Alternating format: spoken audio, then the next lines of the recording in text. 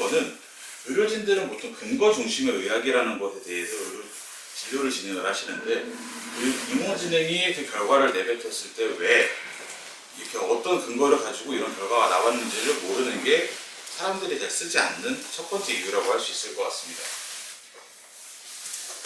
그리고 두 번째는 이제 병원 내에서 그리고 특히 대학병원이나 종합병원 내에서 가장 많이 하는 것이 바이탈 사인 측정이고 우리나라에서는 무조건 1일에 3일 이상 측정을 하게끔 되어 있고 그것 때문에 간호사분들이 많이 힘드신 게 현재 상황입니다.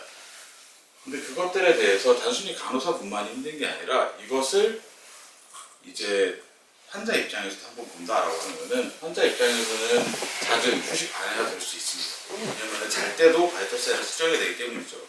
그리고 두 번째는 간호사분이 자주 라운딩을 하시다 보니 환자들이 스테이션에 나갔을 때 스테이션에 간호사분들이 안 계시는 경우가 있을 수가 있습니다. 그리고 세 번째는 병원이나 환자 입장 모두에서 본다면은 바이탈 사인을 측정하는 경우가 너무 1일에 측정할 수가 적다 보니 이것에 대해서 스파성으로 대응할 수 있는 문제들에 대해서 실시간으로 대응을 할 수 없는 그런 이슈들이 발생할 수 있다라고 말씀을 드릴 수가 있겠습니다. 그리고 이거는 실제로 통계로도 나와 있긴 합니다. 실제로 100%를 간호사의 근무 시간이다라고 가정을 했을 때 33%나 바이탈 사인을 측정하는 데 쓰고 있다라고 하는 게 현재 의료 통계라고 하고요. 그리고 그런 이유 중에 하나는 대학병원 기준으로는 이제 환자 수가 이제 간호 인력 1명당 환자 수를 16명을 보고 있기 때문에 더욱더 힘들어한다라고 하는 게 현재 통계가 말해주고 있는 근거이기도 합니다. 그러면서 저희가 재밌는 거를 발견했습니다. 저희 시스템을 여러 가지 것들 중에 일부를 지금 현재 있는 이제 서울의 모처의 병원에 있는 곳에 도입을 해서 적용을 해봤더니 실제로 저희가 도입을 했던 것을 전 병동으로 한다라는 가정으로 계산을 해봤더니 간호사들의 야근 인력만 줄었다라고 가정을 했을 때만 해도 1년에 392억 원 정도의 비용이 줄어드는 것을 실제로 계산을 할 수 있었습니다. 근데 바이탈 사인을 측정할 때 뭐 귀 소독제라든지 뭐 알코올솜 이런 것들을 사용하는 거를 포함하면은 이것보다 더 많은 비용 감축이나 이제 간호 인력들의 시간 비용 이런 것들에 대해서 더 계산을 많이 할 수 있겠다라는 것들에 이 지금 사용하고 있는 병원들의 좀 니즈였고 생각이셨고 그래서 도입을 하고자 하시는 말씀이셨습니다. 그래서 그런 것들에 대해서 인포마이닝은 어떤 것을 하는 회사길래 이럴까를 좀 더 설명을 드려보겠습니다. 저희는 커넥다게나는 인공지능 솔루션을 진행을 하고 있고요.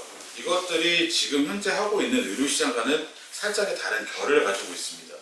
지금 현재 디지털 헬스케어 시장에서는 인공지능이라 한다라고 하면은 보통 엑스레이, 뭐 MRI 이런 것들과 같이 영상을 주로 접목하는 인공지능이었다면은 저희는 흔히 얘기하는 생체 신호들, 말 그대로 시그널 사인을 기반으로 한 것들을 인공지능으로 접목해서 의사분들을 서포팅을 하겠다가 저희의 주 목적이라고 보시면 될 것 같습니다.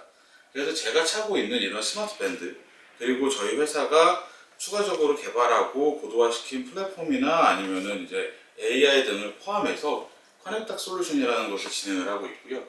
이 솔루션이 어떤 것이냐라고 하면은 전체적으로 봤을 때 1차적으로 환자들한테 이런 스마트 밴드를 채워놓는다면 이것들에서 나오는 센서링 데이터들, 말 그대로 워치에서 나오는 센서 데이터를 인공지능이 한번 분석해서 맥박이나 혈당이나 혈압, 산소파도 체온 이런 것들을 움직임이나 뭐 사람이 뛰든 뭐 이런 움직임이나 시간에 상관없이 실시간으로 측정을 해줍니다.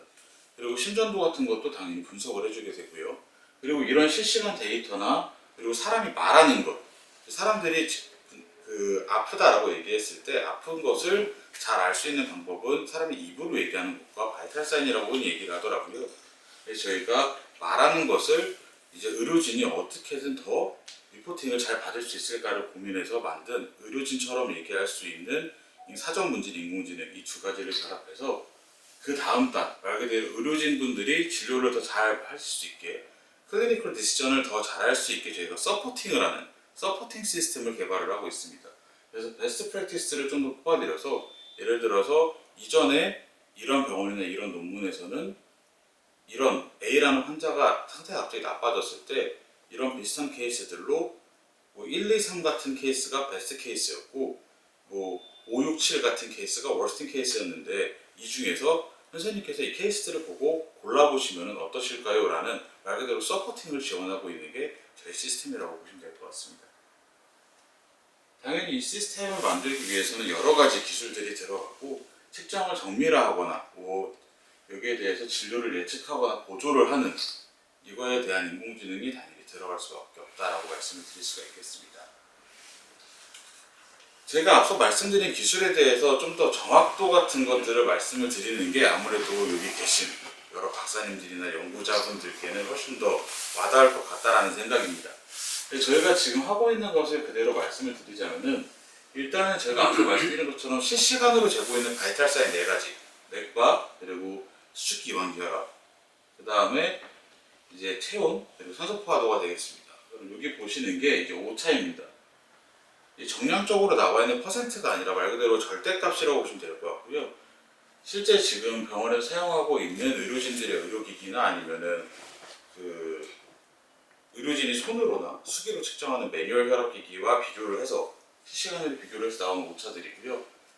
현재 의료기기와 비교했을 때보다 이제 적은 거는 물론이고 이제 간호사분들이 가끔씩 귀에 이제 대고서는 혈압을 측정 수기 하시거나 아니면은 손으로 이렇게 맥동을 측정하시는 것보다 조금 더 낮은 오차율을 보이고 있는 것이 현재 지금 저희가 가지고 있는 실시간 측정하는 방식의 그 오차율입니다. 그러다 보니까 간호사분들이나 의료진분들이 두 분 다 좋아하십니다. 그리고 이거는 국내뿐만이 아니라 해외에서도 지금 현재 임상을 진행하고 있는데 해외에서도 앞서 말씀드린 이것들이 굉장히 포지티브해서 이런 것들에 대해서 FDA를 본격적으로 진행할 만하다라고 하는 유효성 평가 결과지입니다. 이런 것들을 진행할 때 이런 것들이 간호진의 인력 혹은 의료진의 인력, 임상복리사들의 인력을 대체하는 것이 아니냐라는 말씀을 하실 수 있는데 제가 생각하는 이런 모니터링을 한다라는 것이나 질병에 대해서 케이스를 찾는다는 꼭 의료진분들, 간호진분들이 하지 않으셔도 된다는 생각이거든요.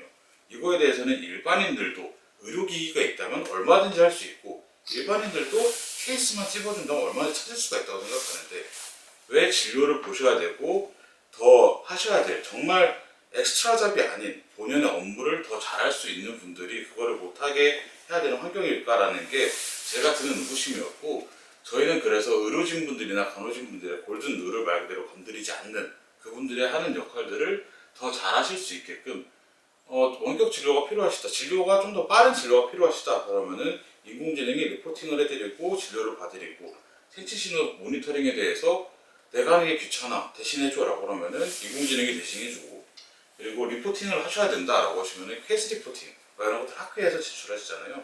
이런 것들에 대해서 나 케이스를 찾기가 너무 귀찮다라고 하시면은 저희 인공지능이 이런 케이스들은 이렇게 나열되어 있습니다. 베스트 워스트 나와 있습니다. 보시고 논문을 쓰시거나 참고하세요. 라는 식으로 말 그대로 공수를 줄여드리는 솔루션이기 때문에 그래서 지금 현재 쓰고 계시는 의료진분들이 좋은 평들을 주시는 것 같다라고 생각을 하고 있습니다.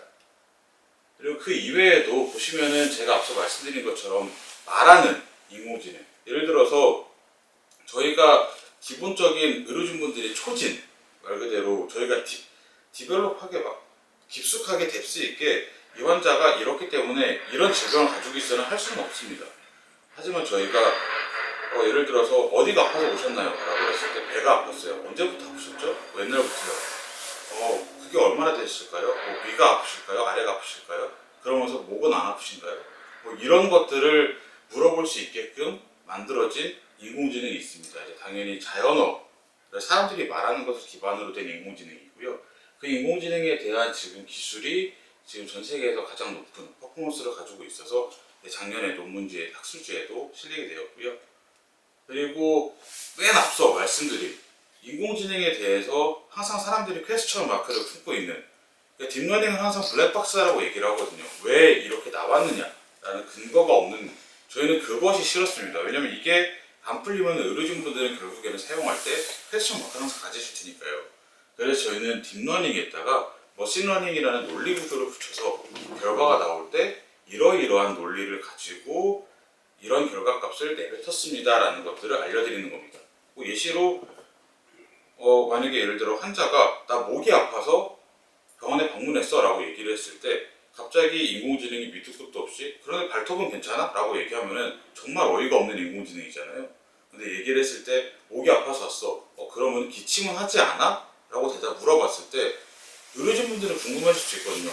왜 기침을 하지 않아? 라고 물어봤냐? 라고 했을 때 인공지능이 뒤에 단에서 얘가 목이 아파서 왔다 그러길래 나는 감기나 이런 것들을 의심을 했고 그렇기 때문에 생각할 만한 기침이나 이런 것들을 우선순위로 물어봤다 라는 식의 대답들을 근거로 얘기해 줄 수 있는 인공지능이다라고 보시면 될 것 같습니다.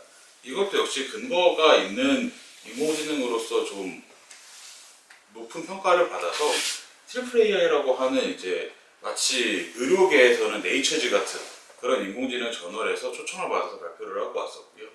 그 이외에도 분석하는 단의 인공지능들도 높은 인공지능 어큐러시를, 그러니까 정확도를 이제 인정받아서 발표를 하고 원하고 있습니다. 이제 그 다음은 간단한 시험 같은 것들을 보여드릴까 하는데요. 정말 이 시연이 굉장히 막 의리의리하고 이러지는 않습니다. 지금 제가 차고 있는 게 밴드고요. 이 밴드에서 나오는 제가 맨 처음 말씀드렸을 때 여기에서 센서링 데이터가 나오고 서버에서 인공지능이 돌면은 실시간으로 데이터가 나오고 있습니다. 이것들을 말씀드린 적이 있는데 그거에 대한 모습을 잠깐 보여드리도록 하겠습니다. 네. 지금 이런 식으로 방동의 사이즈는 당연히 본인이 원하는 대로 각각 병원에 맞게 커스터마이징은 병원에서 하실 수 있고요.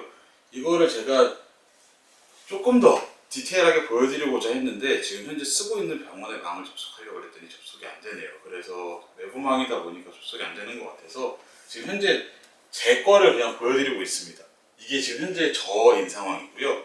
저는 지금 현재 5분에 한 번씩 측정을 하게 되어 있습니다. 그래서 뭐 맥박이나 산소포화도나 뭐 혈압, 그리고 호흡수, 체온 이런 것들이 지금 실시간으로 계속 나오고 있는 거고요. 이것들을 너무 뎁스 있게 생각을 안 하시고 그냥 가볍게 생각하시면 좋을 것 같습니다. 예를 들어서 코로나 환자들이 왔다. 코로나 환자들이 왔는데 이번 지금 정부에서 가장 작년이나 재작년에 걱정이 많았던 게 이런 것들이잖아요. 코로나 환자들에 대해서 지자체 병원에서 관리를 해야 되는데 거점 병원에서 관리를 하고 이제 의원급 병원들에서 이 사람들을 비대면 진료를 가져오거나 해야 되는데 이런 것들에 대해서 촉진이나 이런 것도 없이 말 그대로 시진이나 청진도 아니죠. 거의 문진이죠. 시진과 문진만 가지고도 이걸 잘할 수 있겠느냐 이런 것에 대한 퀘스천 마크가 있었을 때 우리 의원은 이런 거 주고 내 환자들 관리하고 있어 이런 식이 정부에서 하고 있는 마인드이긴 했거든요. 그래서 정부에서는 실제로 지금 저희 시스템에 일부가 들어가 있어서 그 생체 신호 모니터링 하고 있는 병원 말 그대로 그들의 그 시스템 내 정부의 시스템 안에서는 이런 것들을 채워놓고 이제 환자들이나 의사들이 직접 바이탈 사인을 측정하러 들어가지 않아도 그냥 모니터링 보고서는 이 환자 어떻게 됐으니까 약 타이레놀 덜 넣자 뭐 이런 식의 얘기들을 진행을 하고 있었습니다. 제가 그때 당시에 아니 대학병원이나 의원급 병원이나 이런 것들도 다 뿌려서 잘 할 수 있게 해보자라고 했는데도 안 하신 게 그때 당시에는 정부긴 했죠. 아쉽게도.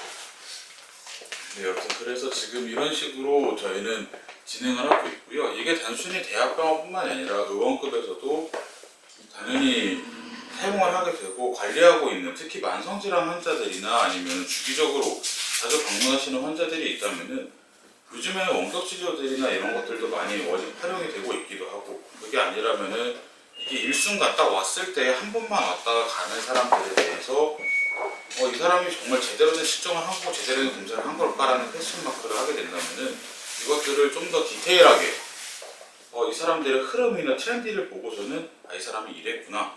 특히 뭐 흔히 얘기하는 화이트 하이퍼텐션이라든지 이런 것들을 잘 보기 위해서 이 사람들이 진짜로 집에서도 이랬구나 이런 것들을 트렌디함을 보고서는 좀 더 진료를 하게 해주거나 아니면 진료를 보기 전에 환자가 너무 많아서 이 환자에 대해서는 기본적인 정보들 왜 왔는지만 알아서도 처방전을 낼 수 있을 것 같은데 직접 얼굴 보고 이렇게까지 해야 되나? 라는 궁금증이 있으시다면은 인공지능이 사전에 원하시는 퀘스천들을 다 학습시켜 놓고 인공지능이 사전에 와서 이렇게 예를 들어 간호진이 앞에 데스크에 있다라고 했을 때 이 설문하고서는 선생님 만나시면 됩니다 라고 진행을 하면 설문을 예를 들어서 왜 오셨나요? 라고 했으면은 나 머리가 아파서 왔어요. 머리가 아파서 오셨네요. 머리가 아파서 오셨으면은 뭐 기침은 안 하시나요? 기침은 하던데요. 그러면은 들어가기 전에 엑스레이 먼저 찍고서는 방으로 들어가실게요. 그러면 엑스레이 찍고 선생님 부르시면은 들어가셔가지고 보고 엑스레이 보세요 이러니까 지금 아직 기관지염 이런 것까지는 안 온 것 같으니 단순히 이런 감기약 정도의 처방을 받고 집에 가시면 될 것 같습니다. 이런 식의 흐름으로 간다든지 이런 식으로 가는 게 제가 좀 지향하고 있는 의료 체계들의 좀 예방적인 변화라고 좀 보시면 될 것 같습니다. 다들 현재 디지털 헬스케어 쪽에서 움직이는 것이 현재 후향적으로 진행을 하고 있는 의료 체계가 나쁘다라는 것들은 아니지만 이런 것들보다는 점점 더 발전을 해서 말 그대로 치료 중심이 아니라 예방을 할 수 있는 의료로 가는 것이 어떨까라고 얘기를 다들 하고 있다고 들었습니다. 그래서 그런 것들에 조금 더 도움이 되는 시스템이 되고 의료진분들이 좀 더 진료를 잘할 수 있는 시스템이 되고자 지금 저희는 이런 시스템을 개발을 하고 있고요.